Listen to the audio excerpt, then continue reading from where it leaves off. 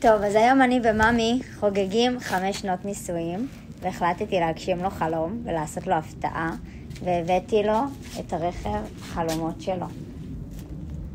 אתם קולטים? נראה לכם את הקדימה, ותכף נקרא לו, הוא עכשיו יתעורר. תראו. על החתיכות. אז בואו נראה את התגובה שלו. ממי. מה? בוקר טוב. בוקר טוב. מזל טוב חיים שלי, יש לנו היום נישואים היום. תראה מה הבאתי לך, מתנה. לא, סתם אתה מתנה, של יוסי בטוח. קנה עוד אחת. לא, שלך. לא, נו. כן, אמיתי. מה פתאום, מה? כן, לא מאמין לך. כן. אתה מתרגש? ברור. אני עדיין לא מאמין לך. שלך.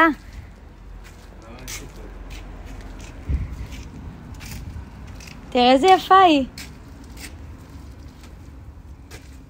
של יוסי, נו. לא, אמיתי, שלך. תחדש חיים שלי. יום נישואים שמח. לא יכול להיות. חיים שלי. יום נישואים שמח, יפה שלי. סע בזהירות.